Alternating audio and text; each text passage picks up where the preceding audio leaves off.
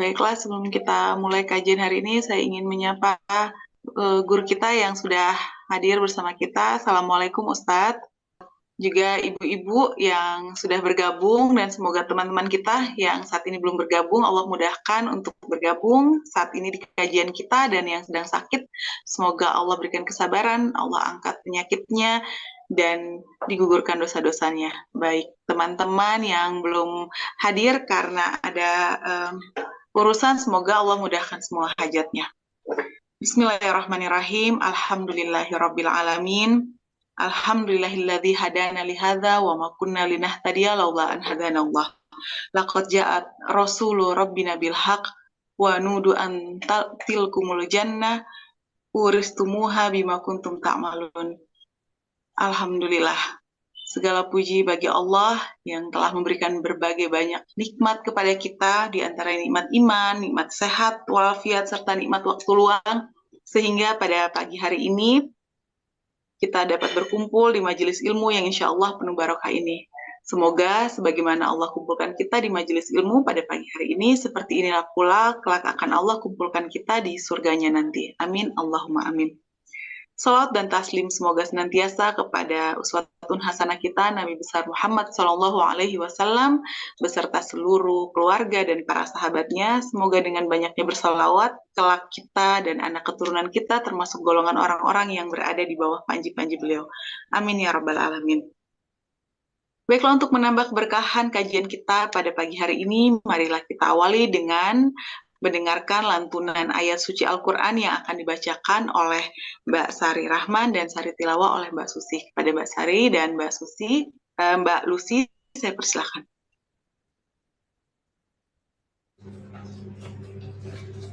Baik, terima kasih Mbak Yaya. Assalamualaikum warahmatullahi wabarakatuh. A'udzu billahi minasyaitonir rajim. Bismillahirrahmanirrahim. Al-khabithatu lil-khabithina wal-khabithuna lil-khabithat. Wat-thayyibatu lid-thayyibina wad-thayyibuna lid-thayyibat. Ulaika mubarra'una mimma yaqulun. Lahum maghfiratu wa rizqun karim. Shadaqallahul azim. Aku berlindung kepada Allah dari godaan syaitan yang terkutuk dengan menyebut nama Allah yang Maha Pengasih lagi Maha Penyayang. Perempuan-perempuan yang keji untuk laki-laki yang keji, dan laki-laki yang keji untuk perempuan-perempuan yang keji pula. Sedangkan perempuan-perempuan yang baik untuk laki-laki yang baik, dan laki-laki yang baik untuk perempuan-perempuan yang baik pula. Mereka itu bersih dari apapun yang dituduhkan orang. Mereka memperoleh ampunan dan rezeki yang mulia, yaitu surga. Maha benar Allah yang Maha Agung. Waalaikumsalam warahmatullahi wabarakatuh. Baik, jazakumullah khair untuk Mbak Sari dan Mbak Lucy. Semoga baik yang membaca maupun yang mendengar mendapatkan keberkahan dari Allah Subhanahu wa Ta'ala.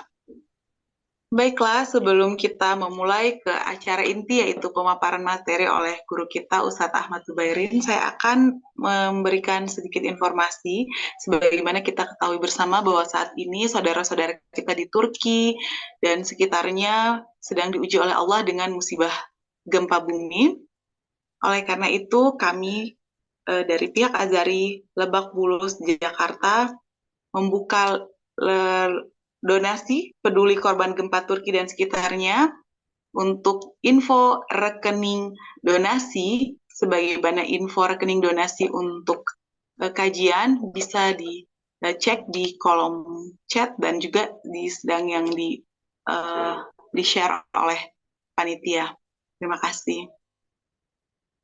Baiklah, marilah kita sama-sama meluruskan niat, mempersiapkan alat tulis, mempersiapkan niat terbaik. Kita duduk di sini sama-sama untuk mencari ilmu, mencari ridha Allah, dengan menyimak kajian kita pada hari ini yang berjudul Wanita-Wanita yang Dikisahkan dalam Al-Quran yang akan disampaikan oleh guru kita Ustadz Ahmad Zubairin LCMA. Kepada Ustadz saya persilahkan.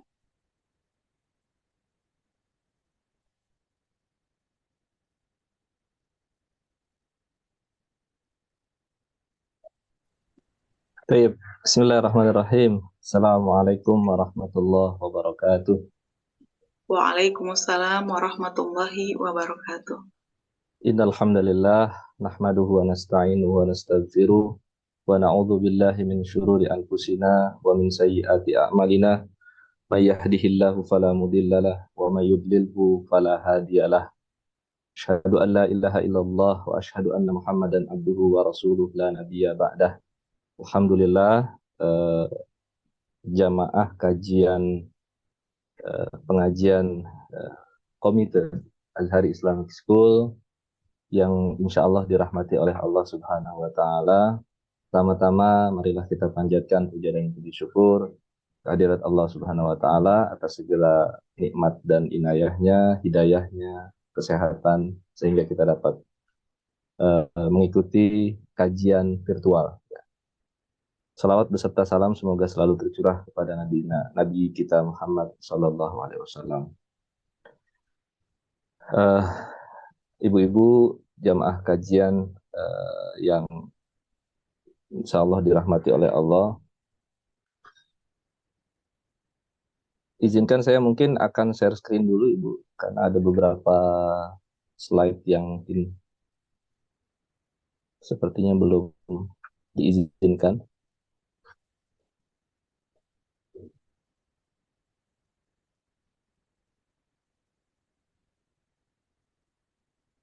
Ya, baik.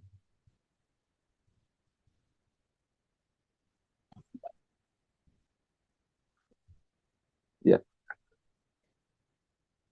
Tema kita pada pagi hari ini adalah wanita-wanita yang dikisahkan Al-Quran.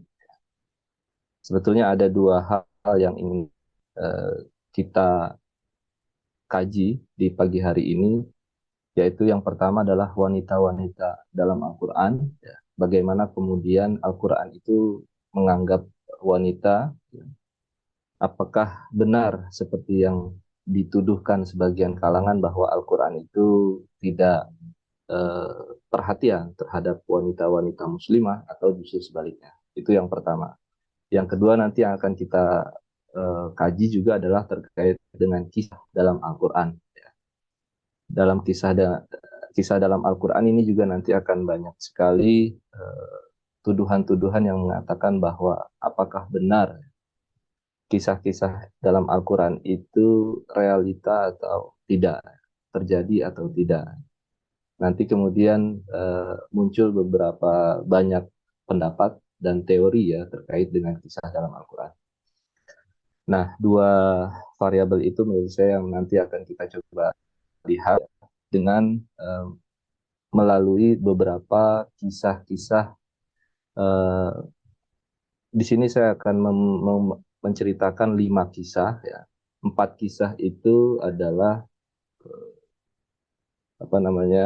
wanita-wanita yang diceritakan, wanita-wanita baik ya, karena keempatnya itu adalah merupakan istri dari para nabi, ya. Dan yang satu lagi itu yang tidak baik, ya, yang kemudian nanti apa pelajaran dan hikmah dari kisah yang bisa diambil.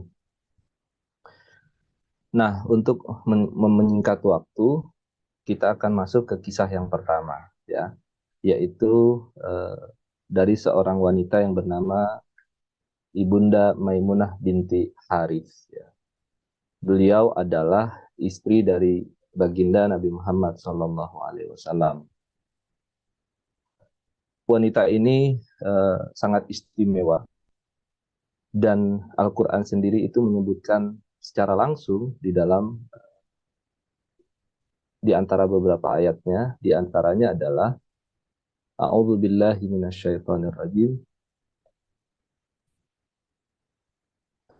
Di dalam surat Al-Ahzab ayat 50, Allah Subhanahu wa taala berfirman, wa imra'atan mu'minatan iwahabat nafsaha lin-nabi in arada an-nabiyyu ay yastankihaha khalisatan laka min dunil mu'minin ila akhiril ayah. Ini tertera dalam surat Al-Ahzab ayat 50, yaitu bercerita tentang bagaimana kemudian seorang Maimunah binti Al-Harith itu menyerahkan sepenuhnya ya, dirinya itu kepada baginda Nabi SAW termasuk untuk dinikahinya. Memang ketika itu ayat ini diturunkan ketika Rasulullah sedang dalam perjalanan, kemudian Rasulullah SAW menerima wahyu untuk menikahi seorang Maimunah binti Al-Harith. Ayahnya adalah Al-Harith bin Hazan yang di dalam peristiwa peperangan Hunain, ya, kabilah Hawazin ini diceritakan juga, yaitu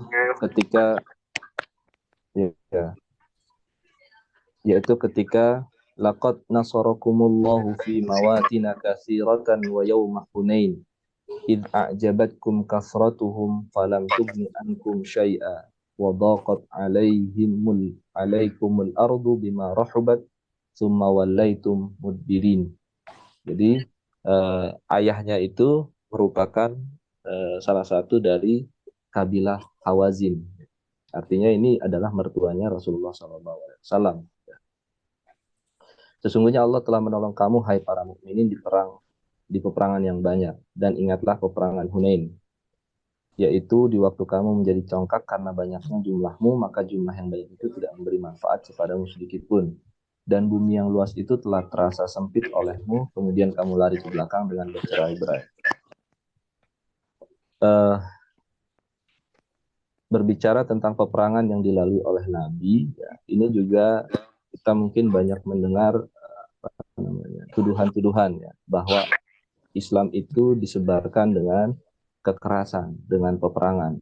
Padahal ya, dari peperangan yang pertama sampai peperangan yang terakhir yang dilakukan oleh Rasulullah, itu seluruhnya adalah dalam rangka untuk membela diri. Katakanlah misalnya Perang Badar. Perang Badar itu posisi Nabi, ya, dan umat Islam itu bukan menyerang duluan, tetapi umat Islam adalah mempertahankan diri. Ya. Ketika itu Nabi sudah lebih dahulu di sumur Badar, ya, kemudian menunggu. Ya. Jadi lagi-lagi Perang Badar itu posisi umat Islam dan Nabi adalah dalam hal mempertahankan diri. Ya. Jadi tidak benar yang mengatakan bahwa Islam itu diajarkan dengan kekerasan, dengan peperangan dan lain sebagainya. Nah, termasuk Perang Hunain.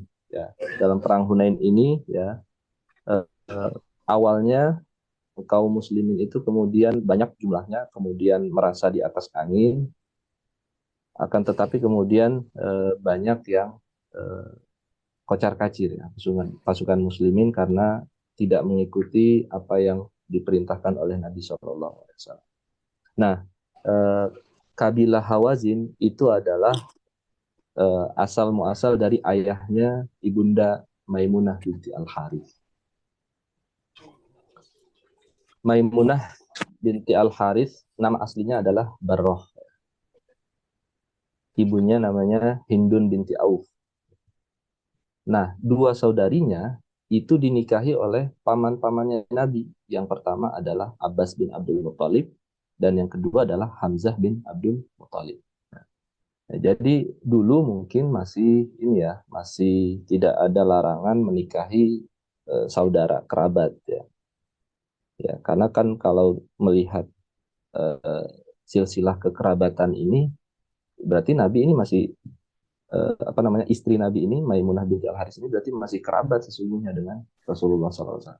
Ya, karena mungkin dulu syariatnya memang belum ada ketentuan boleh tidaknya seseorang menikahi kerabatnya. Nah, di antara beberapa keutamaan, ini dulu ya, asbabun nuzulnya. Nah, ketika tahun 7 Hijriah, lebih tepatnya di bulan Zulqa'dah, itu kan 1 tahun setelah perjanjian Hudaybiyah. Ya. Jadi di tahun ke-6 Hijriah itu kan Nabi dilarang untuk masuk ke dalam kota Mekah, ya, karena lain satu dan beberapa hal, ya, itu kemudian Nabi tidak diizinkan masuk untuk melaksanakan ibadah umrah. Tetapi akhirnya membuat kesepakatan yang dikenal dengan kesepakatan atau perjanjian Hudaybiyah. Baru di tahun ke-7 Rasulullah SAW beserta beberapa kaum umat muslimin itu menunaikan hajat umrohnya untuk kemudian di saat di saat melaksanakan umroh ini, ya, itulah kemudian Nabi menikahi seorang Maimunah binti Haris. Ya. Ini juga mengajarkan bagaimana tata cara seseorang itu menghitbah, ya, menghitbah atau melamar seorang wanita. Ya. Rasulullah sendiri di sini mengutus pamannya, yaitu Ja'far bin Abi Thalib, karena dia adalah apa namanya, abang iparnya, berarti ya, abang iparnya dari Maimunah binti Al Haris.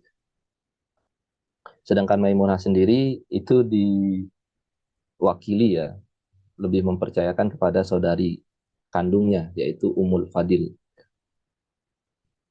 Dan pernikahan ini kemudian diorganize oleh seorang Abbas bin Abdul Muthalib, ya, dengan mahar 400 dirham. Luar biasa ini. Dulu itu sekitar 400 dirham kalau di rupiahkan mungkin sekitar 12 juta rupiah. Jadi ini lagi-lagi membantah tuduhan yang mengatakan bahwa Islam itu nggak boleh jadi orang kaya, nggak boleh jadi hartawan. Ternyata Nabi sendiri, ya, itu seorang yang kaya raya. Nabi sendiri adalah seorang yang pengusaha sukses, ya. Buktinya ketika menikahi seorang Maimunah saja, maharnya itu sekitar 12 juta rupiah. Itu tahun ke-7 Masehi. Jadi sekali lagi dalam Islam itu tidak ada larangan kita untuk menjadi orang kaya. Yang dilarang itu kita bakhil, kemudian yang dilarang itu kita lupa akan akhirat, yang dilarang adalah kita mengutamakan dunia dan lain sebagainya. Nah, ini beberapa riwayat yang menjelaskan tentang keutamaan seorang Maimunah binti Al Haris. Yang pertama, Maimunah sangat mencintai Nabi, ya. Ini dikisahkan di banyak riwayat, di antaranya Ibnu Abbas. Rasulullah pernah mandi dari bekas mandinya Maimunah. Hadis riwayat Muslim. Kemudian dari budaknya Ibnu Abbas, bahwa ia mendengar Maimunah berkata, Rasulullah berbaring bersamaku dan aku dalam keadaan haid. Lalu yang berikutnya, Nabi pernah Nabi pernah bersaksi bahwa Maimunah itu adalah seorang perempuan yang termasuk 4 orang perempuan yang sangat beriman. Ya. Qala Rasulullah sallallahu alaihi wasallam, al-akhawatu mu'minatun. Maimunah zaujun Nabi sallallahu alaihi wasallam, Ummul Fadil bintul Harith, Salma imra'ah Hamzah, Asma bintu Umais, ukhtuhunna li ummihinna. Nah, ini masih ada hubungan kekerabatan keempatnya. Jadi sekali lagi kesaksian Nabi sendiri bahwa Maimunah itu adalah seorang yang sangat beriman. Begitu juga Maimunah rajin menjalin hubungan silaturahmi. Jadi setelah menikah dengan Rasulullah, ya, sifat-sifat Rasulullah itu menular semua kepada seorang Maimunah binti Al Haris. Ya. Kalau kita berkaca kepada Rasulullah itu kan Khadijah radhiyallahu anha sendiri itu mengakui bahwa ketika orang-orang itu memutus tali silaturahmi, mencaci maki Nabi, memfitnah Nabi, tapi apa yang dilakukan Nabi? Nabi malah menyambung lagi, ya, apa yang sudah terputus tadi. Nah, ini tertular kepada seorang Maimunah binti Al Haris, makanya ia kemudian rajin menjalin hubungan silaturahmi. Yang berikutnya adalah Maimunah dikenal berilmu dan faqih. Ya. Jadi di antara istri-istri Nabi yang kemudian banyak meriwayatkan hadis itu juga adalah seorang Maimunah setelah Aisyah. Di beberapa keterangan disebutkan Maimunah meriwayatkan 76 hadis Nabi. Sedangkan Imam Nawawi berpendapat ada 46 hadis. Imam Zahabi mengatakan ada 13 hadis. Yang jelas Maimunah itu merupakan seorang perawi hadis Nabi SAW juga. Nah, yang kemudian adalah Maimunah sangat mencintai kebaikan. Apa kebaikan yang kemudian direkam dalam hadis Nabi SAW? Yaitu Maimunah pernah memerdekakan budak. Zaman dahulu mungkin masih sesuatu yang luar biasa ya, ketika seseorang itu memerdekakan budak, itu menunjukkan level dan tingkat kebaikan seseorang tersebut. Lalu Ibnu Abbas juga menceritakan tentang kefakihan, kecerdasan seorang Maimunah binti Al-Haris ya. Kecerdasannya itu tentu dalam hal agama. Ibnu Abbas itu menceritakan ada seorang wanita yang sakit. Lantas ia menyatakan kalau Allah menyembuhkannya, ia akan salat di Baitul Maqdis. Ya, jadi ada perempuan yang bernadar. Singkat cerita, kemudian sembuh. Ya. Lalu ia sudah siap-siap akan berangkat ke Palestina. Kemudian bertemu dengan seorang Maimunah binti Al-Haris, lalu menceritakanlah bahwa tidak perlu pergi ke Palestina, ke Baitul Maqdis, karena sholat di Masjid Nabi saja itu juga pahalanya atau keutamaannya itu 1000 kali dari sholat di masjid lainnya. Akhirnya si perempuan tadi kemudian tidak jadi untuk berangkat ke Palestina, ke Baitul Maqdis, tapi cukup sholat di Masjid Nabi Shallallahu Alaihi Wasallam. Nah, itu kisah dari seorang Maimunah binti Al-Haris, salah seorang istri dari Rasulullah Shallallahu Alaihi Wasallam. Pertanyaannya, kenapa seorang Maimunah yang diangkat?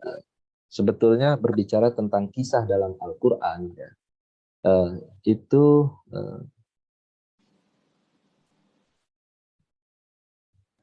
apa yang akan kita dapatkan, apa yang akan kita ambil dari kisah tersebut, itu lebih penting ya, dibandingkan kita lebih terfokus kepada siapa dan yang lebih utama dan yang tidak, maka itu kemudian akan menjadikan kita itu ya. Atau kenapa misalnya tidak Khadijah saja yang diangkat? Pertama, kalau saya pribadi, Ibunda Khadijah binti Khuwailid mungkin sudah banyak yang mengangkat tema ini atau menceritakan dalam beberapa kajian. Tetapi justru Maimunah binti Al-Haris menurut saya itu kurang tersorot atau belum banyak yang mengkajinya. Yang jelas ketika kita menemukan kisah dalam Al-Quran juga, ada satu teori namanya teori gerak ganda. Ya. Jadi kita masuk dulu ke periode Nabi tersebut ya, seakan-akan kita memang sedang ada di masa Rasulullah SAW. Tapi kemudian tidak berhenti di sana. Kita tidak kemudian terjebak oleh euforia kejayaan umat Islam. Apa yang harus kita lakukan? Kita kembali lagi ke masa sekarang. Kita kembali lagi ke zaman modern. Kira-kira nilai-nilai apa yang kita bisa ambil dari seorang Maimunah binti Al-Haris? Nah, oleh karena itu, di antara beberapa keutamaan seorang Maimunah Al-Haris tadi, menurut saya itu bisa kita implementasikan dalam kehidupan modern. Itu seorang Maimunah binti Al-Haris. Ya. Nah, wanita yang kedua yang dikisahkan juga dalam Al-Quran adalah Maimunah Kibtiyah. Maria Kibtiyah, tidak pakai M ya. Kalau pakai M itu nanti beda lagi. Maria Kibtiyah ini diceritakan dalam surat At-Tahrim. Ayatnya, Ya ayuhan nabi, lima tuharrimu ma ahallallahu lak, tabtagi mardata azwajik, wallahu ghafurur rahim, qad faradallahu lakum tahillata aymanikum, wallahu maulakum wa huwal alimul hakim. Jadi memang ini berbicara tentang ketika Rasulullah SAW itu sudah menikah dengan Maria Kibtiyah, lalu ada satu kesempatan Rasulullah itu menggunakan rumahnya Sayyidah Hafsah untuk berdua-duaan dengan Sayyidah Maryah Qibtiyah tanpa seizin Sayyidah Hafsah. Oleh karena itu kemudian Nabi bersumpah.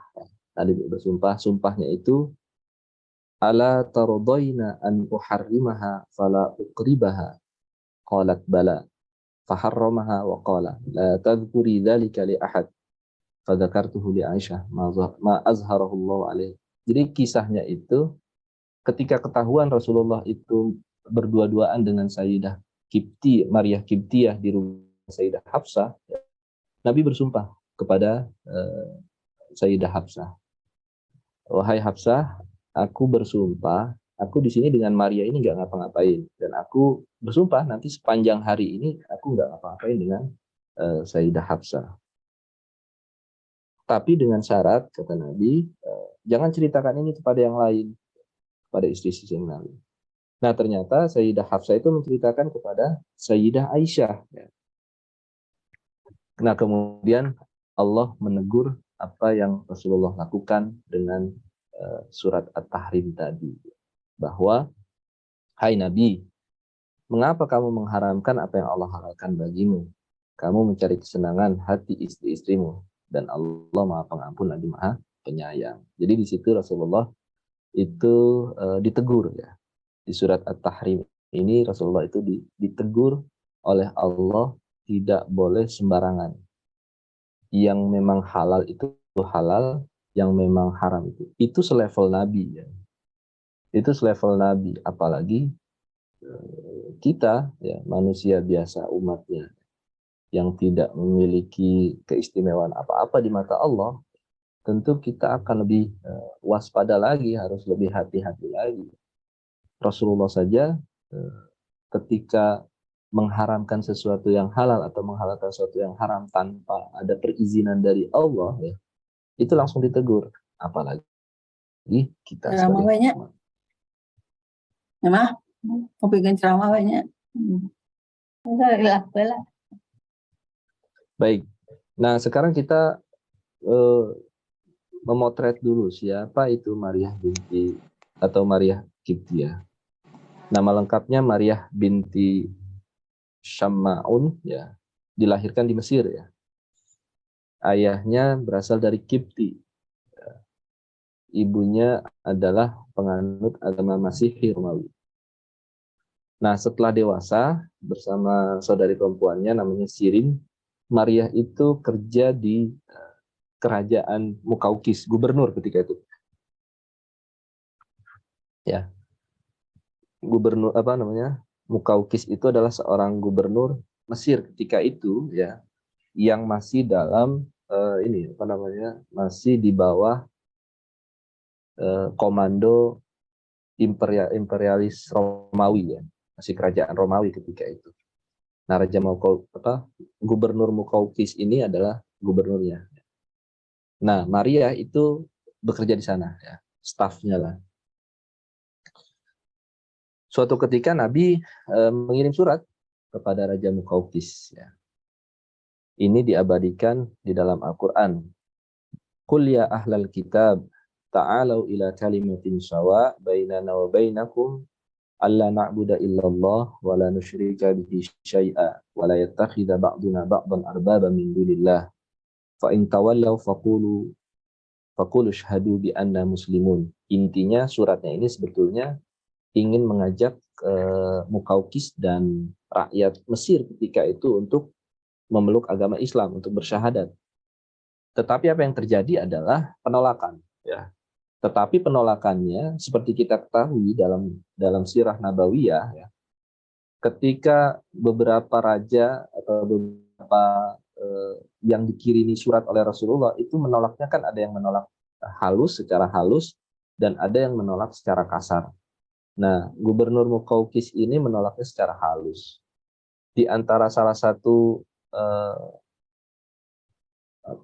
timbal baliknya ya, konsekuensi dari penolakannya adalah Raja Mukaukis, Gubernur Mukaukis ini mengirimkan beberapa budak perempuan beberapa staf ya, beberapa staf perempuannya kepada Rasulullah SAW. Nah itu kemudian disitulah terjadi pernikahan Nabi SAW dengan apa yang sudah dikirim oleh Raja Mukaukis, yaitu Maryah Al-Qibtiyah. Tapi ternyata itu tadi terjadi gejolak di antara istri-istri Rasulullah ya, dengan parasnya yang cantik. Kemudian Maryah Qibtiyah itu menjadikan istri-istri Nabi yang lain itu cemburu ya. Nah puncaknya itu ketika diturunkannya surat At-Tahrim ayat 1 dan 2 tadi. Hasil pernikahan Rasulullah SAW dan Maryah Qibtiyah itu melahirkan seorang putra yang bernama Ibrahim. Ya.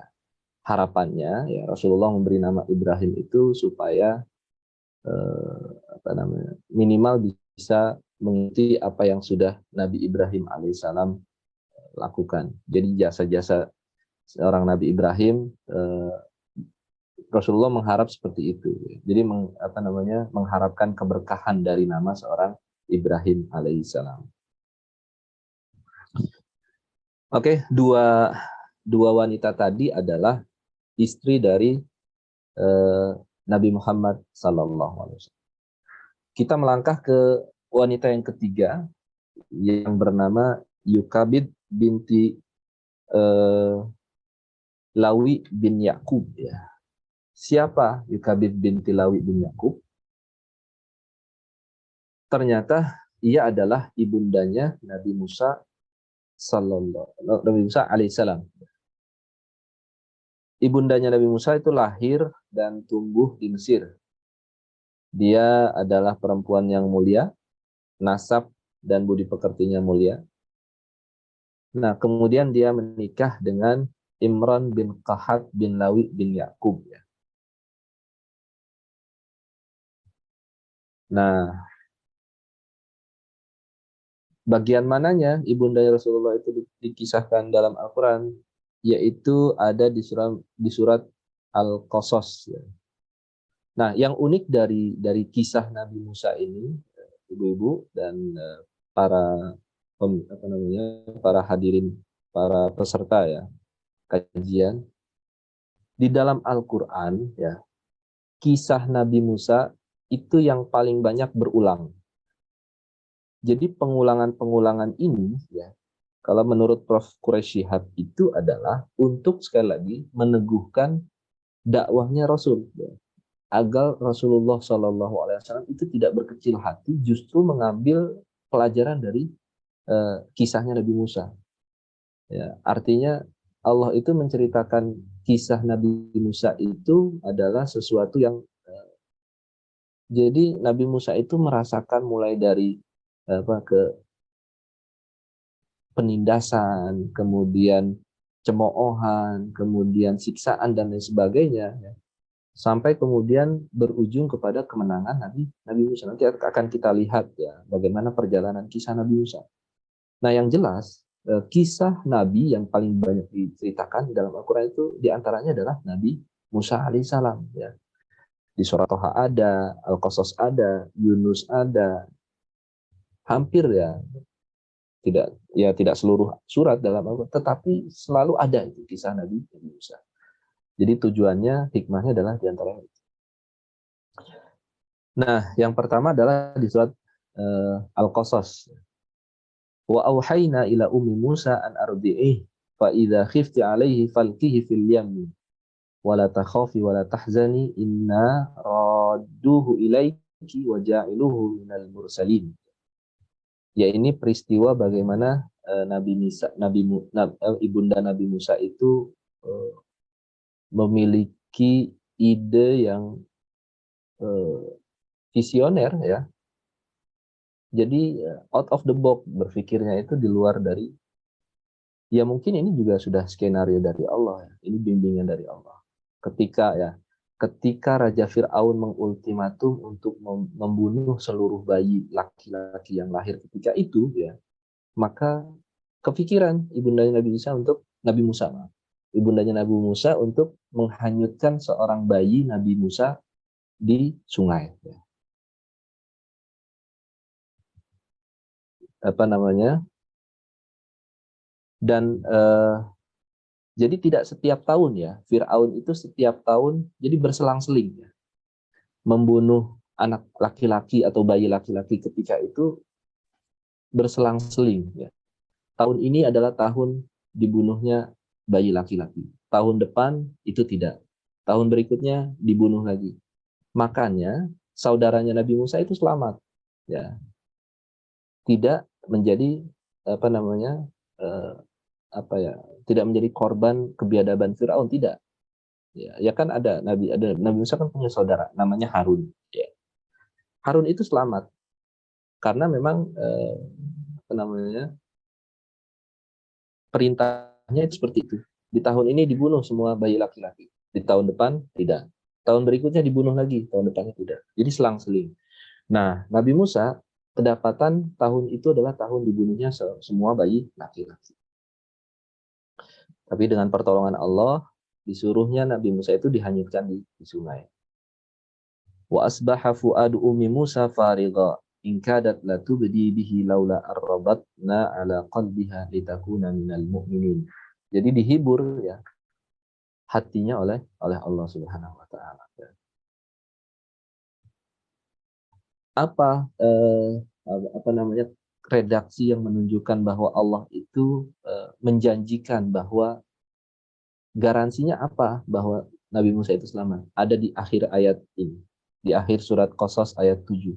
Inna roduhu ilaiki. Yang artinya tidak usah khawatir. Ya. Karena nanti kami akan mengembalikannya kepadamu. Nanti akan kita lihat. Alur ceritanya itu luar biasa sekali. Nah ini di ayat 13 ini sudah ditetapkan. Farodatnahu ila ummihi kay taqarra ainuha wa la tahzan wa li ta'lama anna wa'dallahi haqqu walakin aktsarahum la ya'lamun. Nah, pertanyaannya mengapa Mesir? Ya. Mengapa Mesir yang dipilih? Ya tentu kita mengacunya kepada apa yang Allah Subhanahu wa taala jelaskan, di antaranya ada di surat Yusuf ayat 99. Falamma dakhalu ala Yusuf fa'awa ilaihi abawaihi wa qala udkhulu Misra insyaallah aminin. Ya.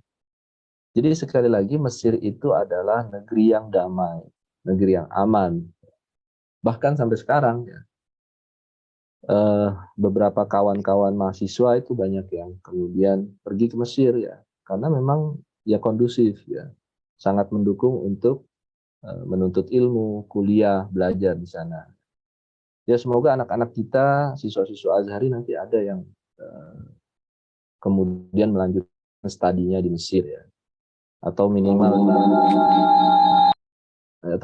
mungkin wisata lah. Jadi memang garansinya sendiri Allah yang menceritakan. Ya memang Mesir itu adalah negeri yang aman. Begitu juga ada di surat Yunus ya. Dan kami wahyukan kepada Musa dan saudaranya, ambillah olehmu berdua beberapa buah rumah di Mesir untuk tempat tinggal bagi kaummu. Jadi ini adalah juga petunjuk dari Allah. Dan karakteristik Fir'aun itu sangat-sangat luar biasa sadis ya. Wa idnajainakum min ali fir'auna yasumunakum su'al adzab yudabbihuna abna'akum wa yastahyuna nisa'akum wa fi dzalikum bala'un min rabbikum azim ya. Jadi sangat diktator, kemudian sangat kejam, semua yang bertentangan dengan Fir'aun itu dibunuh ya. Beberapa pihak yang tidak sependapat dengan dengan Fir'aun itu dieksekusi. Oleh karena itu lagi-lagi Allah dalam kisah Nabi Musa ini sebetulnya ingin menghibur Rasulullah SAW agar tidak berkecil hati dalam jalan dakwahnya. Nah, tetapi yang menarik adalah bahwa sebegitu kejamnya Raja Fir'aun ternyata ada sesosok ya wanita yang juga dikisahkan oleh Allah justru sebaliknya ya. Dialah Asiyah binti Mu'azzam ya. Asiyah binti muazzam. Di dalam surat At-Tahrim, Daraballahu mathalan lilladzina amanu imra'ata fir'aun idh qalat rabbi ibni li indaka baitan fil jannah wa najjini min fir'auna wa amalihi wa najjini. Nah, ini juga seperti yang kita ketahui, Asiyah lah yang kemudian menyelamatkan nyawa seorang Nabi Musa alaihi salam. Nah, lagi-lagi semuanya ini adalah berdasarkan skenario dari Allah. Di dalam surat Thaha, Allah Subhanahu wa taala berfirman, "Wa alqaitu 'alaika mahabbatan minni wa litusna'a 'ala 'aini." Jadi ini sudah skenario dari Allah, wahai Musa, ya. Jadi engkau tenang saja, engkau fokus dalam jalan dakwah kamu, maka insya Allah ini semuanya adalah aku yang atur. Nah, itu dibesarkan lagi hati seorang Nabi Musa oleh Allah dalam surat Thaha. Termasuk bagaimana seorang Asiyah itu sangat tertarik sekali dengan temuan berupa bayi laki-laki yang hanyut di sungai tadi. Di dalam surat Al-Qasas ayat 9, Allah menceritakan, wa qalat imra'atu fir'aun qurratu 'ainin li wa lak la taqtuluhu asa ayyan fa'ana aw natakhidahu walada wa hum la yash'urun. Ya. Bagaimana Allah menggerakkan hati seorang Asiyah, ya, untuk memelihara, untuk mengangkat seorang Nabi Musa itu menjadi seorang anak. Dan ini menurut saya hal-hal yang perlu kita ambil pelajaran, bahwa ketika kita melihat suatu kebaikan, ya, mungkin ini yang dilakukan seorang wanita kepada katakanlah suaminya atau lelakinya. Jadi bagaimana kemudian diksi, ya, redaksi yang dipilih oleh seorang Asiyah, ya, itu membuat seorang Fir'aun itu yang tadinya kejam, bengis, ya, tidak memberi ampun, ternyata luluh juga dengan rayuan seorang istrinya yang bernama Asiyah binti Muazzam. Nah, ada satu tokoh lagi yang diceritakan terkait dengan Nabi Musa, yaitu dan ini yang beberapa kali membantu Nabi Musa, ya, dalam menyelamatkan diri dari kekejaman Fir'aun, yaitu diceritakan dalam surat Ghafir ayat 28. Wa qala rajulun mu'minun min ali fir'auna yaktumu imanahu ataqtuluna rajulan ayyaqula rabbiyallah wa qad ja'akum bil bayyinati min rabbikum. Ya. Jadi di beberapa riwayat itu namanya Haskel bin Sobur, ya. Dia Bani Israel, ya. Dia pengikutnya Fir'aun tapi baik hati. Memang Al-Qur'an menggunakan kata rajulun saja. Kata rajulun saja itu memang tidak definitif, ya. Tetapi ada kemudian ulama yang mencoba untuk menggali lagi siapa ini lelaki yang baik hati dari kalangan pengikut Fir'aun. Terkait dengan ini, kalau kita menemukan beberapa kisah yang tidak ada sumbernya, artinya yang orang itu mengatakannya dengan kisah Israiliyat, ya, kita bisa memposisikan diri kita itu kepada tiga. Sikap kita terhadap kisah Israiliyat minimal ada tiga. Apa sih kisah Israiliyat itu? Kisah Israiliyat itu adalah kisah-kisah dalam perjanjian lama dan baru, dalam Taurat dan Injil, yang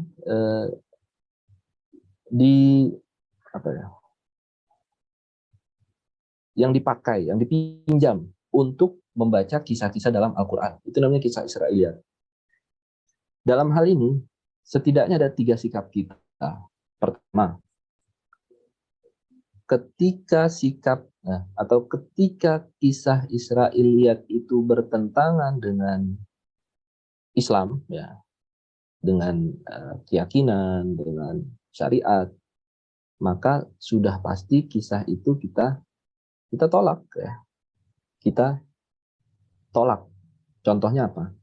ada beberapa kisah yang kisah Israeliat ya, yang mengatakan bahwa yang disembelih itu bukan Nabi Israel, maaf, bukan Nabi Ismail, tetapi Nabi Yakub. Itu masuk kisah Israeliat itu. Nah, ini tentu bertentangan dengan keyakinan umat Islam bahwa yang disembelih itu bukan Nabi Ishak. Ya. Yang disembelih itu adalah Nabi Ismail. Putra Nabi Ibrahim kan dua ya. Yang satu itu Ismail, nenek moyangnya, kakek moyangnya orang Arab. Yang kedua adalah Ishak, kakek moyangnya orang Israel. Nah, orang-orang Israel ini selalu mengatakan bahwa termasuk menginfiltrasi, ya, memasukkan kisah-kisah Israeliat yang mengatakan bahwa yang disembelih itu bukan Nabi Ismail, tapi Nabi Ishak.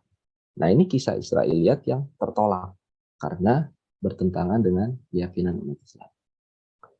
Nah, sikap yang kedua adalah menerima. Ya. Kalau sikap kisah Israeliat itu tidak bertentangan dengan keyakinan umat Islam, nggak apa-apa ya, bisa kita terima. Di antaranya ini. Ya. Hazkel bin Sabur, nama Hazkel ini juga sebetulnya bukan tidak ada sumbernya dalam Al-Quran dan hadis ya. Tetapi ini tidak bertentangan kok dengan keyakinan Muslim. Maka ini nggak apa-apa kita gunakan, kita jadikan referensi. Nah, kira-kira seperti itu. Nah, catatan berikutnya adalah Nabi Musa itu mempunyai dua saudara, satu laki-laki dan satu perempuan ya. Yang perempuan dulu itu namanya Maryam ya. Yang Maryam itu disebutkan dalam surat Al-Qasas ya. Iztamshi ukhtuka, maaf, di dalam surat Toha ya. Iztamshi ukhtuka fataqulu hal adullukum ala man yakfuluh ya. Jadi nanti ketika ketika peti bayi ya yang dihanyutkan oleh ibunda Nabi Musa itu di sungai, itu kakak perempuannya itu mengikuti ya dari daratan ya. Mengikuti kemana peti itu berhenti, berlabuh ya. Maka ini diabadikan dalam surat Al-Toha. Nah, ketika itu sudah ditemukan oleh seorang Asiyah, istrinya Fir'aun, lalu Asiyah itu mencoba untuk memberikan ASI kepada Nabi Musa alaihissalam, tetapi tidak berhasil. Nggak mau Nabi Musa itu minasi dari Asiyah. Lalu dicarilah siapa yang bisa menyusui bayi kecil ini. Nah, baru kemudian saudarinya Nabi Musa itu berkata, wahai Asiyah, aku bisa menunjukkan siapa yang bisa menyusui bayi ini.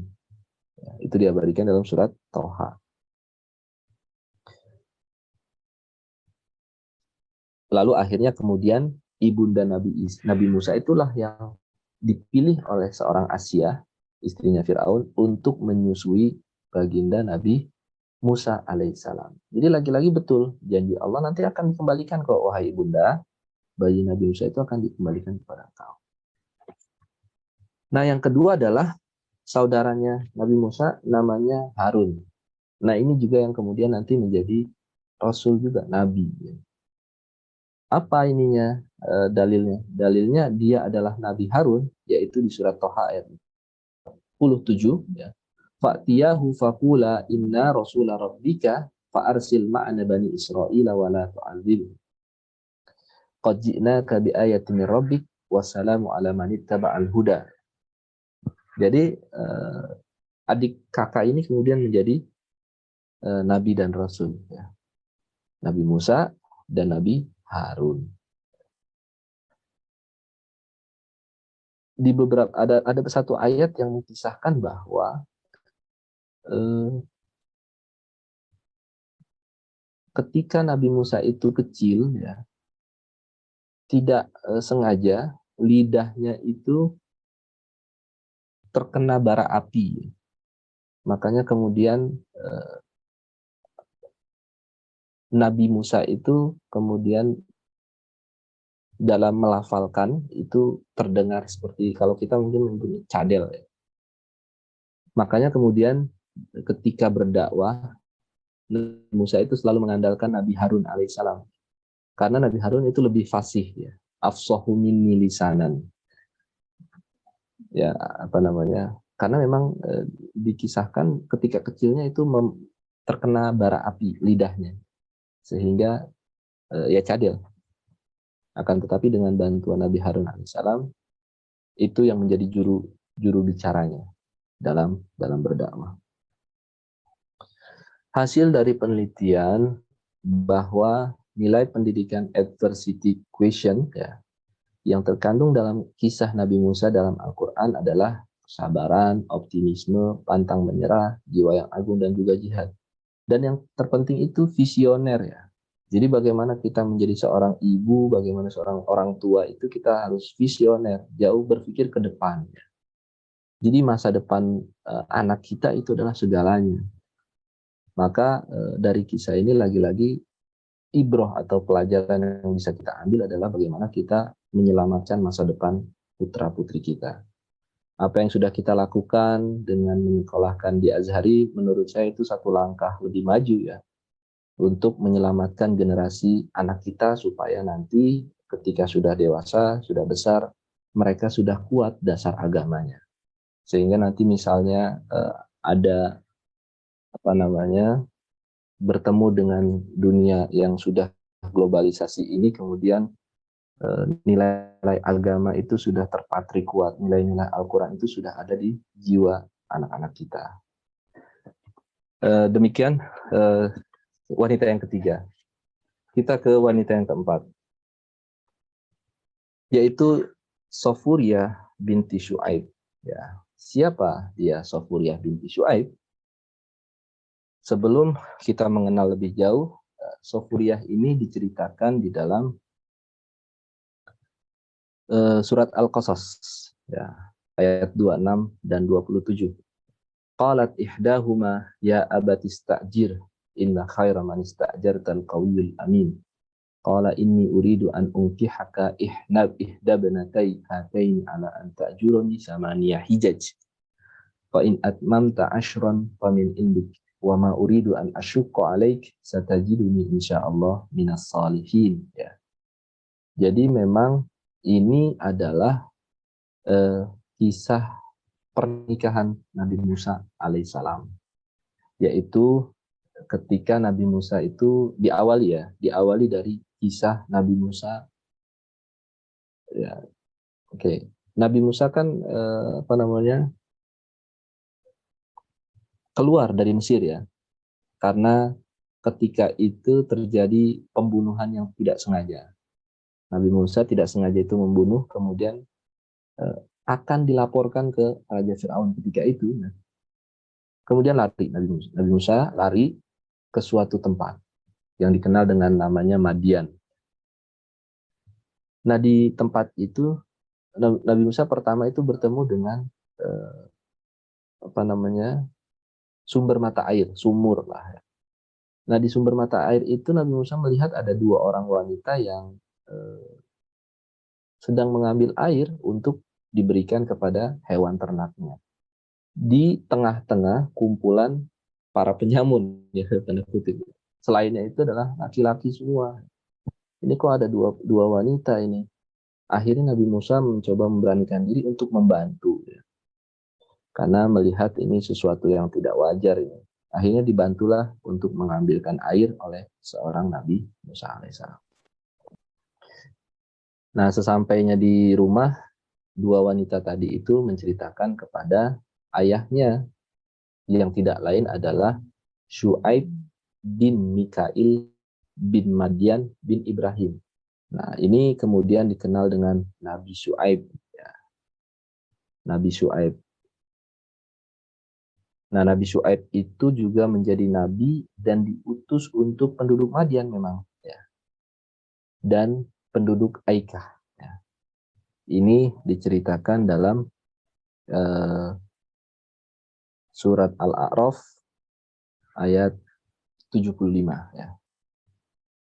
Wa ila madyana akhahum Syuaiba. Jadi memang sesepuhnya Madian itu ya Nabi Syuaib alaihissalam. Nah, istrinya Nabi Syuaib itu anaknya Nabi Lut ya. putrinya Nabi Lut. Jadi Nabi Lut ketika dibolak-balikan ya oleh Allah karena peristiwa LGBT ya. Tetapi ternyata ada yang diselamatkan oleh Allah. Anak perempuannya. Nah, anak perempuan Nabi Lut itu kemudian dinikahi oleh Nabi Syuaib alaihissalam. Nabi Syuaib kemudian memiliki 2 orang anak yang bernama Laya dan Sofuria. Nah, ini tadi yang orang baik dari pengikut Firaun yang mengatakan atau yang menceritakan kepada Nabi Musa, Musa, kamu menjadi buronan oleh kerajaan Firaun, oleh Raja Firaun karena telah tidak sengaja membunuh. Dan orang-orang akan menuntut balas kepada kamu, wahai Musa. Maka aku sarankan kamu keluar saja dari Mesir. Nah, ini adalah seorang Hazkel yang mengatakan kepada yang memberitahu informannya Nabi Musa itu adalah Hazkel. Nah, lanjut ke peristiwa Nabi Musa dan Nabi Syuaib ya. Sesampainya itu kan 2 wanita tadi kan, Laya dan Sofuria itu kan mengundang Nabi Musa untuk menemui ayahnya yang bernama Nabi Syuaib. Lalu terjadi dialog ya antara Nabi Syuaib dengan Nabi Musa ya.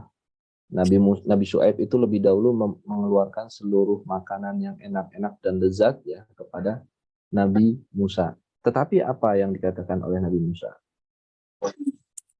La aqulu ana. Sure. So there is nowhere in the Quran where Jesus said, I'm God or Son of God or worship me. The Quran does not have that. But on the contrary, there are other passages about Jesus in the Quran, right? Baik ya.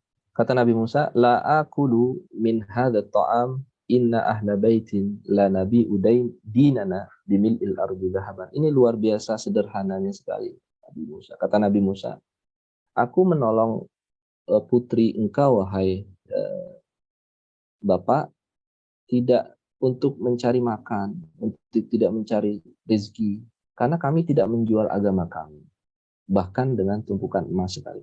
Jadi luar biasa di dalam hati Nabi Musa itu sudah terpatri kuat sekali ketauhidan. Akan tetapi Nabi Syuaib meyakinkan ini bukan imbalan memberi minuman ternak, namun ini adalah tradisi. Ya. Jadi terjadilah dialog ya. Jadi Nabi Syuaib di situ sudah tertarik juga ya, sudah dengan akhlak dan perilaku dari seorang Nabi Musa alaihissalam.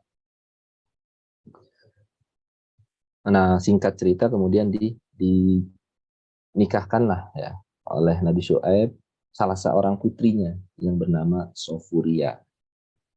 Qala inni uridu an unkihaka ihda banatai hataini ala an ta'jurani thamaniyah hijaj. Nah, yang menarik ini kesepakatannya. Jadi maharnya lah. Walaupun zaman itu mungkin belum ada syariat harus pakai mahar dan lain sebagainya. Tetapi ini sudah terjadi ya, bahwa perjanjiannya, kesepakatannya Nabi Musa itu memberi minum selama 8 tahun kepada ternaknya Nabi Syuaib alaihissalam. Tetapi ternyata Nabi Musa nggak cuma 8 tahun, 10 tahun dilaksanakan oleh seorang Nabi Musa untuk memberi minum dari ternaknya. Oleh karena itu, ini juga mengajarkan kita bagaimana seorang laki-laki itu seorang wanita dalam Islam itu begitu ditinggikan sekali dalam Al-Quran ya, bahwa tidak sembarangan syariat nikah itu kan memang setingkat selevel dengan janjinya para nabi dan rasul. Makanya kemudian disebut dengan mitsaqon gholizon. Dan itu juga didahului misalnya dengan khitbah, kemudian dengan pemberian mahar. Seperti apa yang dilakukan oleh Nabi Musa, ini kan bentuk mahar. Jadi bekerja selama 8 tahun, bahkan 10 tahun untuk mempersunting istri dari atau putri dari seorang Nabi Syuaib alaihissalam. Nah, setelah 10 tahun di Madian, ya, baru kemudian kembali lagi ke Mesir. Yang menarik adalah sekembalinya Nabi Musa dari Madian ke Mesir itu, dia kemudian di sanalah Nabi Musa itu mendapatkan bisa dibilang wahyu ya. Diawali dari surat Al-Qasas ya, ayat 29, juga ada di surat Toha ayat 10, 11 dan 15. Ya, didahului oleh Nabi Musa itu melihat ada api. Jadi ini di luar nalar ya, di luar kebiasaan ya. Di tengah gurun pasir yang dingin dan anginnya kencang, tetapi di situ ada api. Maka dengan istrinya ya, Nabi Musa dengan istrinya itu kan dalam perjalanan pulang ya ke Kairo, ke Mesir ya. Tapi Nabi Musa itu melihat api, kemudian memerintahkan istrinya untuk tetap di tempatnya saat itu, biar aku saja yang mendekati sumber api tadi, sumber cahaya. Nah ternyata api itu bukan sembarangan api, cahaya itu bukan sembarangan cahaya. Itu adalah tanda agar Nabi Musa itu mendekat. Ya. Maka di dalam surat Toha ayat 11-15, falamma ataha nudiya ya Musa, ini ana rabbuk. Ya. Ini kali pertama Nabi Musa itu mendapatkan wahyu. Ya. Mendapatkan wahyu. Fakhla' na'daik innaka bil wadil muqaddasi tuwa. Lepaskan sendal dan maju selangkah demi selangkah ke depannya.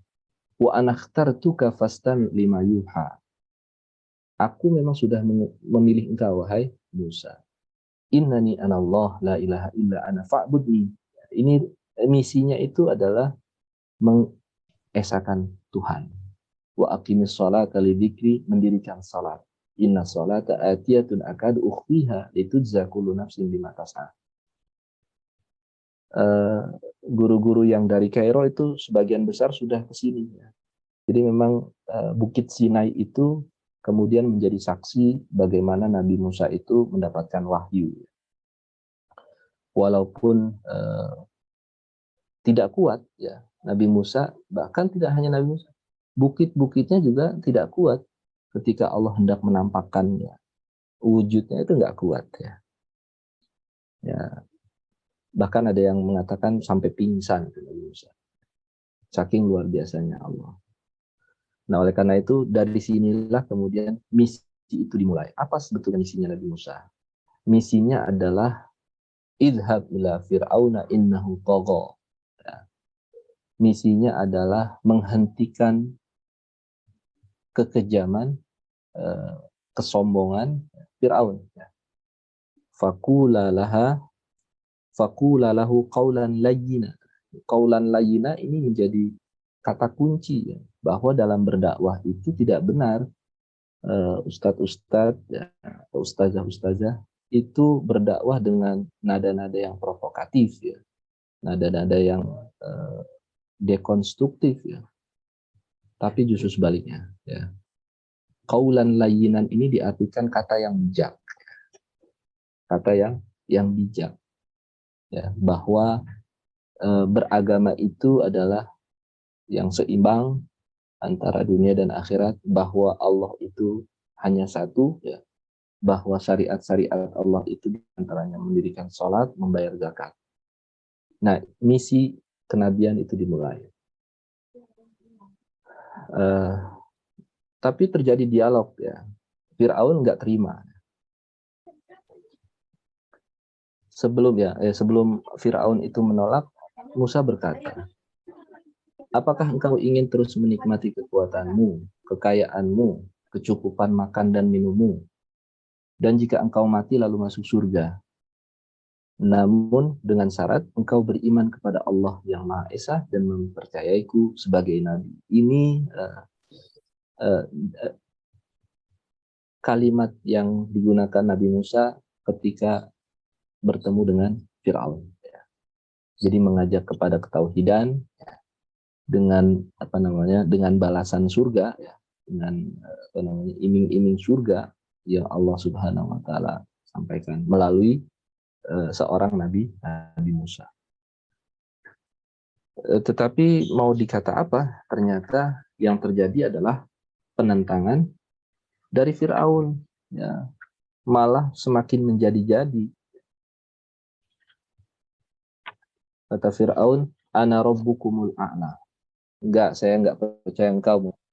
Akulah Tuhan yang paling tinggi. Akulah Tuhan yang paling tinggi.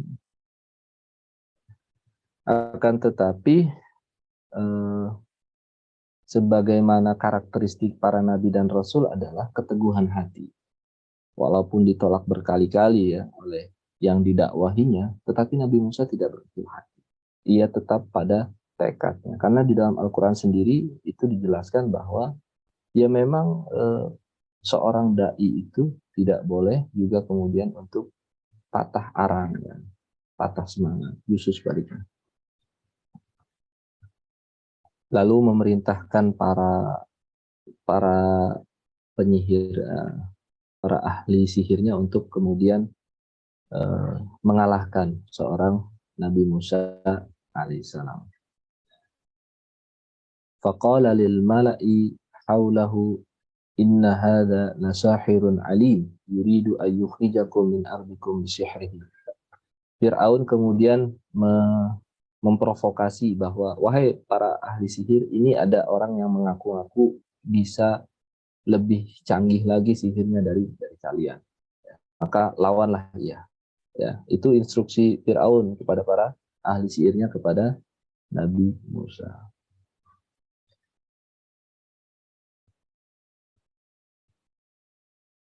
Didahului oleh tantangan dari para ahli nujum. Hai Musa, engkau mau lempar duluan tongkat kamu atau kami duluan yang mulai? Ya. Akhirnya yang mulai adalah para penyihir. Singkat cerita, kemudian hal itu dimenangkan, perlombaan sihir itu dimenangkan oleh Nabi Musa alaihissalam. Fa'ulqiyas saharatu sujada qalu amanna bi rabbi Haruna wa Musa. Para ahli sihir itu kalah oleh tongkatnya Nabi Musa, kemudian mereka semuanya menyatakan untuk mempercayai Nabi Musa. Lalu apa kontribusi istrinya Nabi Musa alaihissalam? Ya. Yang pertama adalah kesetiaannya. Itu sepanjang perlombaan tadinya, ya dalam tanda kutip ya, perlombaan antara Nabi Musa dengan para ahli sihir tadi, itu Sofuria tidak jauh dari selalu mencari informasi, ini yang menang siapa, apakah suamiku atau tidak. Saking setianya, ya. Sampai-sampai ketika para penyihir itu melomparkan ular-ularnya, itu sempat pingsan, ya. Sempat pingsan itu kalut, ya, ketakutan, takut suaminya Nabi Musa itu akan kalah. Ya. Oleh karena itu kemudian disinilah pelajaran yang mungkin bisa diambil dari kesetiaan seorang istri. Fir'aun semakin marah. Fir'aun semakin kalut, dia semakin marah.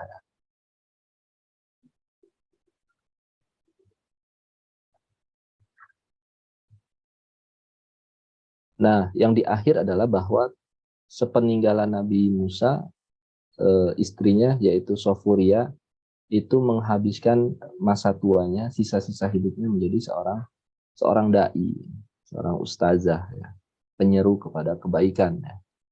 Dan ini lagi-lagi penerapan dari ayat yang mungkin tadi dibaca pertama oleh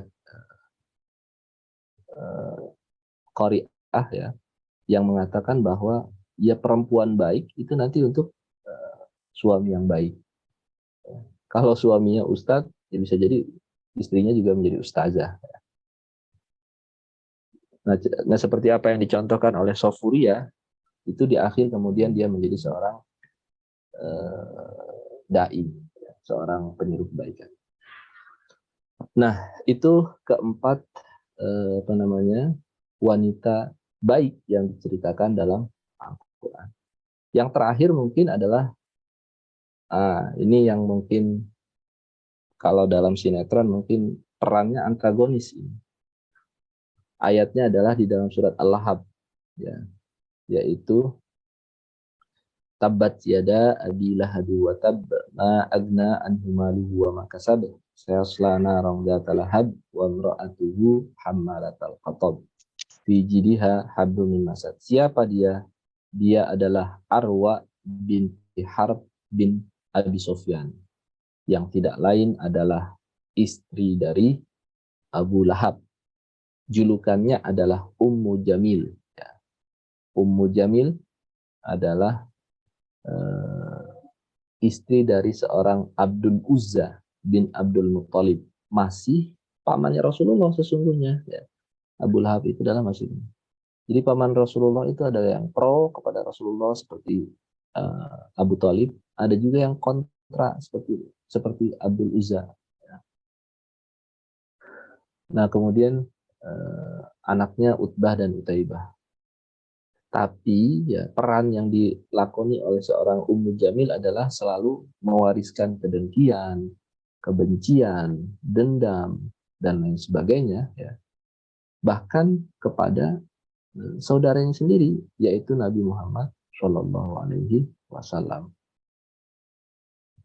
Bahkan keturunannya itu diantaranya adalah Hindun, itu sampai-sampai pernah memakan, ya, hati seorang Hamzah bin Abdul. Jadi sebegitu bencinya dengan Islam dan pengikutnya, maka sampai sekanibal itu. Dan manusia itu ketika sudah dipenuhi rasa kebencian, kedengkian, ya memang akan berpengaruh kepada kejiwaan, pada psikologinya. Oleh karena itu memang kemudian Islam, dari sini Islam kemudian mewanti-wanti umatnya untuk menghindari. Nah, hal ini sebetulnya diceritakan atau diawali dari kisah bagaimana Nabi memulai dakwah secara terang-terangan. Dakwah Nabi suatu pagi, Rasulullah itu naik ke atas bukit Sofa, lalu berkata, Ara'aitukum law akhbartukum anna khailan takhruju bisafhi hadzal jabal turidu an tughayyiru 'alaikum akuntum musaddiqin. Kalian percaya aku, wahai kaumku? Mereka berkata, Na'am, ma jarabna 'alaika kadziban qattu. Seluruh orang Quraisy ya serempak mengatakan, kami percaya. Lalu lanjut pertanyaan kedua. Fa inni nadhiru lakum baina yadayya 'adzabun syadid. Ini mulai Nabi mendakwahkan misinya. Aku adalah pembawa peringatan kepada kalian. Langsung dijawab oleh seorang Abu Lahab, tabban laka alihadza jama'tana. Kata Abu Lahab, celaka engkau Muhammad, hanya untuk urusan ini engkau mengumpulkan kita semua di sini. Memang di awalnya ya, Abu Lahab itu berprasangka bahwa ini Nabi Muhammad akan menjadi pemimpin seorang. Jadi urusannya itu urusan politik, bukan urusan agama. Padahal kan tidak. Nabi itu mendakwahkannya memang betul-betul murni urusan agama, tidak ada urusan politik di sana. Tetapi yang ditangkap oleh seorang Abu Lahab adalah sangat-sangat kesal dengan apa yang dilakukan oleh Nabi. Sejak saat itulah kemudian menjadi musuh abadinya pasangan suami istri ini, Abu Lahab dan Ummu Jamil, sampai-sampai Abu Lahab itu setiap ada tamu yang datang ke kota Mekah untuk mengkonsultasikan agama Islam kepada Nabi, itu lalu diusir oleh Abu Lahab. Nah, ada kejadian yang direkam dalam beberapa kitab, ya. Ketika Nabi itu berdakwah di pagi tadi, lalu Ummu Jamil ini datang ke masjid dengan bawa batu, ya. Sudah siap untuk mencelakai Nabi. Ketika itu Nabi dan Abu Bakar itu lagi duduk, ya. Lagi duduk santai lah setelah sholat. Kemudian dicari-cari itu Nabi itu dicari-cari sama istrinya Abu Lahab. yang bernama Ummu Jamil. Wahai Abu Bakar, hai sahabat sekalian, di mana Muhammad? Dia udah siap megang batu untuk mencelakai Nabi. Padahal di depan matanya itu ada Nabi. Tapi kemudian Allah Subhanahu wa taala menghilangkan ya, pandangan Ummu Jamil sesaat. Jadi lagi-lagi disitulah kemujizatan seorang Nabi Muhammad SAW. Dan Ummu Jamil adalah sumber kedengkian.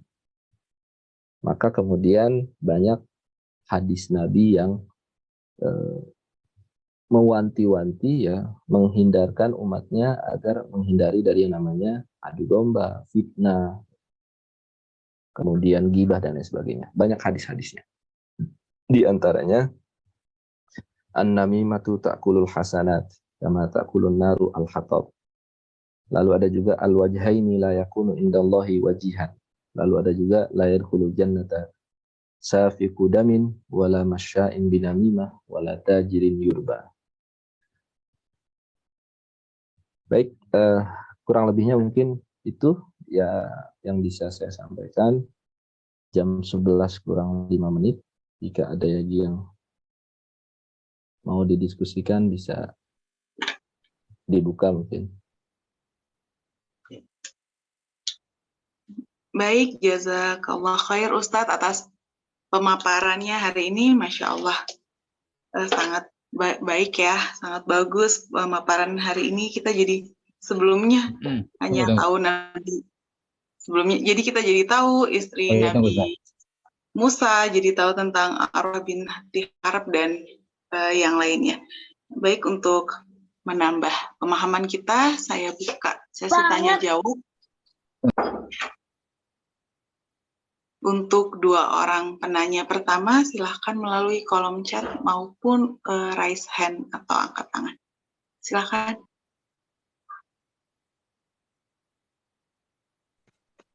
Kayak Bunda ada yang ingin bertanya, silahkan ditulis di kolom pertanyaan, atau ingin bertanya langsung kepada Ustadz juga boleh.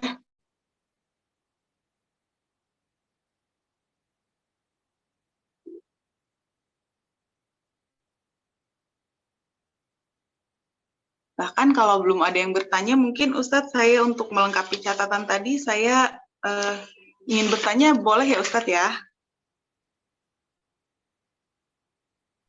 Ya, silakan Ibu. Ya, tadi saya mencatat ada 3 sikap yang bisa kita lakukan untuk menanggapi kisah-kisah Israiliyat. Itu tadi baru 2 poin tuh Ustadz yang disampaikan. Yang apabila yang pertama, apabila bertentangan dengan syariat, kita tolak. Apabila tidak bertentangan, maka tidak masalah untuk kita terima kisah tersebut. Nah, yang ketiga tuh apa ya Ustadz ya? Tadi baru 2 yang disampaikan. Baik, langsung dijawab Bu ya. Iya. Yang ketiga itu tidak bertentangan dan juga tidak sesuai dengan keyakinan umat Islam, ya. Atau dalam bahasa Arabnya maskut anhu. Ya. Nah, yang ketiga ini sifatnya dia diserahkan ke individu masing-masing, ya. Ke individu masing-masing. Banyak sebetulnya kisah-kisah Israiliyat yang ya nggak tidak menyangkut masalah akidah, keyakinan, dan juga tidak bertentangan, ya. Apa contohnya? Contohnya adalah ini kisah Nabi Adam dan iblis di surga, ya. Itu kan orang bertanya-tanya, surga kan memang diperuntukkan untuk orang-orang yang baik, untuk makhluk Allah yang baik-baik. Tapi kemudian bagaimana bisa iblis itu ada di surga? Nah, ada kemudian yang mencoba-coba cari jawabannya itu dari kisah Israiliyat, ya. Lalu mungkin ada yang menemukan oh ternyata iblis itu masuk ke dalam surga itu dengan berpura-pura menyamar menjadi ular. Itu kan itu tergantung kitanya, ya. Kita mau terima silahkan, karena itu tidak ada sangkut pautnya dengan keyakinan ketuhanan, itu nggak ada. Seperti itu Ibu. Jadi ada yang sesuai itu diterima, yang bertentangan itu ditolak, dan yang ketiga itu yang tidak berhubungan dengan keyakinan, alias tidak ada paksaan apakah harus wajib diterima atau wajib ditolak, maka itu diserahkan lagi ke individunya masing-masing. Baik Ustadz, jazakillah khair. Baiklah, saya masih tunggu pertanyaan. Mungkin ayah bunda, ada Uni Fitri mau bertanya. Tafadhol Uni. Syukran ya. Assalamualaikum warahmatullahi wabarakatuh. Waalaikumsalam warahmatullahi wabarakatuh. Afwan Ustadz mau bertanya, tapi ini bukan tentang perempuan-perempuan yang dikisahkan dalam Al-Quran, tapi masih menyangkut, masih berkaitan dengan ini. Tadi kan Ustadz mengatakan bahwa Nabi Musa itu kan ketika keluar dari Mesir, kemudian istilahnya bertemu dengan perempuan yang adalah anaknya dari Nabi Syuaib gitu ya Ustadz. Nah, saya mau berarti Nabi Syuaib itu memang asli dari daerah tersebut atau bagaimana ya Ustadz? Karena ini saya pernah belajar bahwa Nabi yang namanya asli dari huruf dari bahasa Arab itu ada 4, termasuk Nabi Syuaib, Nabi Sholih, Nabi Muhammad, dan Nabi Hud kalau nggak salah. Tapi sementara yang ini kisahnya kan Nabi Syuaib ini adanya jauh di Madian gitu. Apakah Madian itu masuk Arab atau gimana Ustaz? Baik ya, Madian itu memang sebetulnya definisi dari Arab itu batasannya memang kita perlu sepakati dulu ya. Apakah misalnya Arab itu yang ada di benua Asia saja, karena kita sudah punya 5 benua ya di dunia ini. Tetapi mungkin saya perlu pisahkan juga ya ibu-ibu ya, terkait dengan pasca banjir bandang Nabi Nuh. Itu kan punah semua tuh, manusia punah, kecuali yang naik bahtera kapalnya Nabi Nuh. Nah, kemudian anak keturunan Nabi Nuh itu kemudian dikenal dengan bangsa Semit. Nah, bangsa Semit itulah yang kemudian menempati dunia. Nah, salah satu itu kan terbagi 3 ya sebetulnya bangsa Semit. Salah satu yang keturunan bangsa Semit itu nanti kemudian ada yang berinteraksi bahkan sampai kemudian melahirkan keturunan hasil dari interaksinya itu dengan bangsa Sumeria. Jadi bangsa Sumeria itu adalah penduduk Mesopotamia kuno ya. Kalau sekarang mungkin Irak. Jadi Irak itu adalah ya Arab. Nah, hasil dari atau keturunan dari bangsa Semit, salah satu keturunan bangsa Semit atau Nabi Nuh yang berinteraksi dan menikah dengan bangsa Sumeria itulah yang salah satunya adalah bangsa Arab. Ya. Nanti bangsa Arab juga terbagi 3 kalau tidak salah, ya. 2 maaf. Ya. Ada yang Arab asli atau Arab Baidah itu yang ada di Yaman. Kalau sekarang kita mungkin mengenalnya Yaman. Lalu ada yang pendatang. Nah, di beberapa keterangan yang saya baca ya, yang pendatang itu diantaranya adalah Nabi Ismail, ya, keturunannya Kan'an ya. Nah, jadi kalau pertanyaannya apakah Nabi Syuaib itu Arab atau bukan, menurut saya masuk juga dalam suku Arab ya. Karena memang sejarahnya memang sangat ini sekali Ibu ya, bangsa Arab itu sangat tua sekali ya.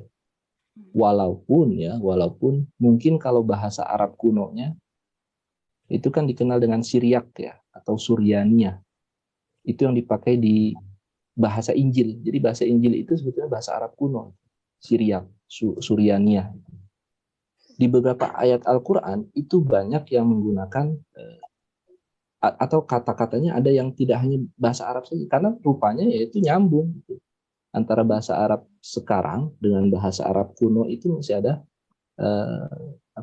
sangkut pautnya, keterkaitannya ya. Banyak di ayat Al-Qur'an itu yang mengambil dari bahasa nenek moyangnya. Jadi kalau pertanyaan apakah Nabi Syuaib, menurut saya sih ya Arab juga. Nah, saya tidak tahu itu sumbernya yang mengatakan bahwa yang hanya 4 itu yang namanya itu dari mana ya. Wallahu a'lam, kalau itu saya juga baru tahu sekarang. Kalau nama Ya, Nabi itu. maka mungkin saya memahaminya terlalu sempit gitu Arab gitu kan. Jadi saya pikir Arab ya Arab Saudi gitu. Ternyata Arab itu begitu luas gitu ya Ustadz ya. Betul Ibu, betul. Ya, jazakallah khair Ustadz. Afwan Bu, iya.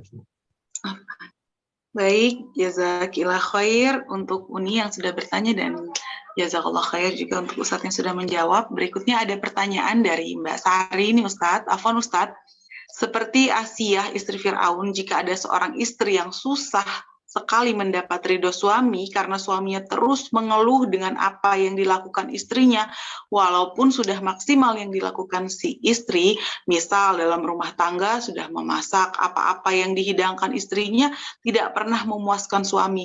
Apa yang dilakukan istri itu termasuk hal yang tidak baik atau bertentangan dengan perintah Allah. Seperti itu, Ustaz. Ya mungkin saya hanya bisa menceritakan saja ya, apakah cerita ini menjawab pertanyaannya atau tidak, bahwa memang perlu difahami juga oleh para suami, para laki-laki, bagaimana kemudian Nabi SAW itu sangat romantis ya. Jadi bagaimana Nabi itu membangun romantismenya terhadap istri. Jadi tidak pernah sesekali Nabi itu menyakiti istrinya. Nah ini kan yang luput biasanya dari pengetahuan kita. Di antaranya ada keterangan yang mengatakan bahwa dalam hal makanan saja, ketika Nabi itu nggak suka, itu tetap dimakan. Kalaupun memang terpaksa, dia tidak mencela. Nah, itu redaksi hadis yang saya pernah baca ya. Jadi sekali lagi, kalaupun misalnya dalam hal makanan tidak sesuai dengan keinginan selera ya, maka Nabi nggak pernah mencela. Ya. Artinya apa? Lagi-lagi memang belum banyak ya kajian-kajian yang memang mengangkat terkait dengan pribadi Nabi dalam hal rumah tangga. Menurut saya, jika kita lebih gali lebih dalam lagi, maka sesungguhnya itu akan kita temukan bagaimana kemudian ada riwayat juga yang mengatakan kalau Nabi lagi di rumah, itu yang dilakukan Nabi itu membantu istrinya. Ya kalau istrinya lagi masak, ya dibantu masak. Kalau lagi nyuci, dibantu masak. Itu memang yang mungkin banyak luput dari pengetahuan kita ya.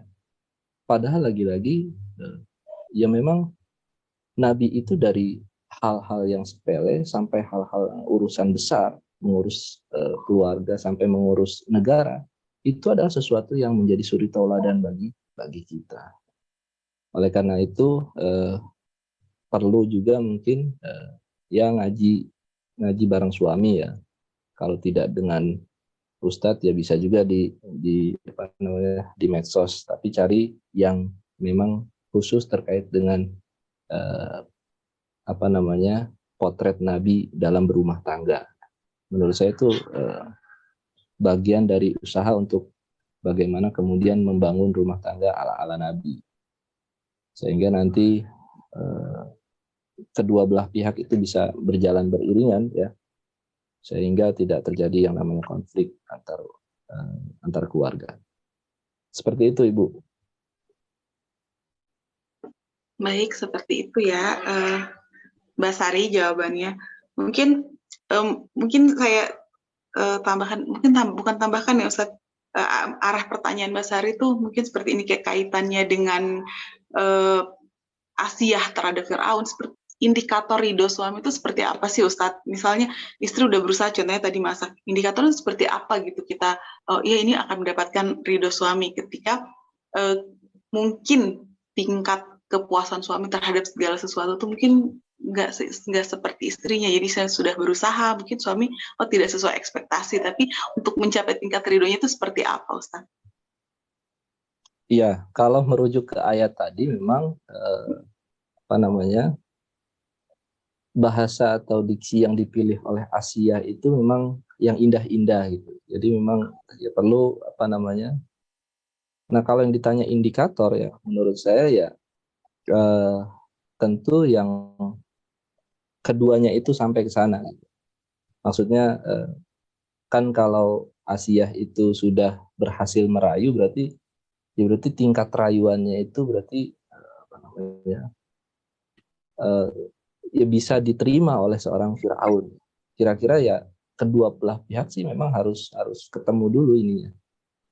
Dan memang tidak hanya kemudian suami juga yang mengikuti, istri juga apa namanya harus juga mengimbangi ya. Kutip ya, bahwa Firaun itu kan memang seorang raja ya. Maka tentu seorang istri itu harus bisa mengimbangi minimal tingkat nalarnya itu tingkat apa namanya logikanya itu sebagai logika raja itu kira-kira seperti apa sehingga nanti kemudian ketemu tuh ya antara apa namanya kemauan istri dan kemauan suami ya. Menurut saya itu bisa dijadikan indikator ya. Jadi dicari dulu kesepakatan kira-kira mana nih titik temunya antara si suami dengan si istri. Seperti itu Ibu. Baik, jadi saling mengimbangi ya Ustaz ya, cari titik temunya seperti apa di yang dipahami oleh baik suami maupun istri. Ya baik ya Ustaz ya.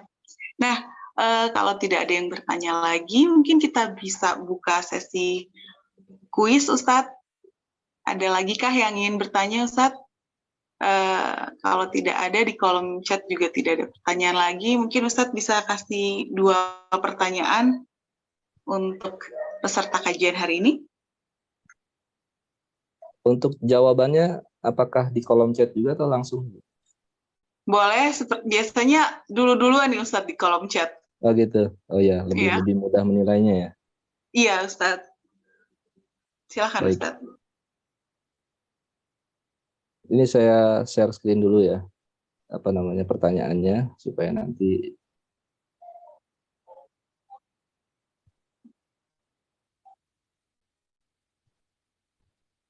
Nah ini,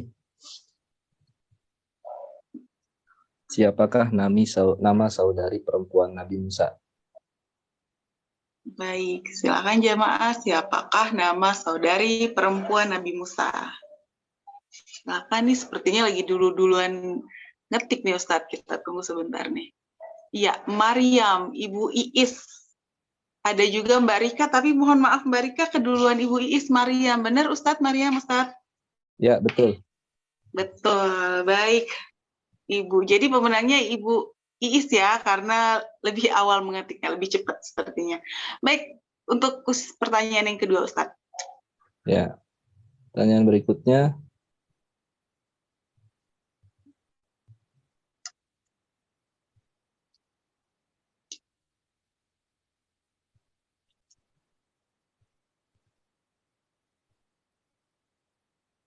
Ya, apakah nama istri Nabi Musa alaihi salam? Iya, silakan ibu-ibu, bapak-bapak di kolom chat silakan ketik siapakah nama istri Nabi Musa. Sofuriyah, Mbak Rara, benar Ustadz? Ya, betul. Betul, Ibu. Masya Allah. Jadi selamat kepada para pemenang kuis. Untuk pengiriman hadiahnya silakan menghubungi Ibu Tuti. Info mengenai nomor handphone Ibu Tuti silakan dicek di kolom chat ya. Baik Ustadz, Masya Allah. Dengan berakhirnya kuis pada hari ini, maka berakhir juga kajian kita pada siang hari ini. Mari untuk menambah keberkahan, mari kita tutup kajian ini dengan pembacaan doa yang akan dipimpin oleh Ustadz. Tafadhol Ustadz. Sebelum kita berdoa, kita beristighfar dulu 3 kali. Astaghfirullahaladzim, astaghfirullahaladzim, astaghfirullahaladzim. Bismillahirrahmanirrahim. Allahumma salli ala nabiyyina Muhammadin wa ala alihi wa sahbihi wa sallim. Allahumma afina fi abdanina, Allahumma afina fi asma'ina, Allahumma afina fi absarina, Allahumma inna nas'aluka ilman nafi'an wa rizqan wasi'an wa amalan mutaqabbala. Allahumma inna na'udzubika minal kufri wal faqr. Allahumma inna na'udzubika min adzabil qabr. La ilaha illa anta. Rabbana ighfir lana wa liwalidina warhamhum kama rabbawna shighara. Rabbana atina fid dunya hasanah wa fil akhirati hasanah wa qina adzabannar. Wa sallallahu ala nabiyyina Muhammad wa alihi wasallam. Walhamdulillahi rabbil alamin. Subhanakallahumma bihamdika asyhadu an la ilaha illa anta astaghfiruka wa atubu ilaik. Assalamualaikum warahmatullahi wabarakatuh. Waalaikumsalam warahmatullahi wabarakatuh. Jazakallah khair untuk Ustadz dan juga untuk Ustadz dari guru-guru yang telah hadir, ibu-ibu dan semua jamaah kajian yang telah hadir pada hari ini. Saya selaku MC mohon maaf atas segala kehilafan, kekurangan dalam bertugas hari ini. Semoga duduknya kita hari ini mendapatkan keberkahan dan mendapatkan ridha dari Allah Subhanahu wa taala.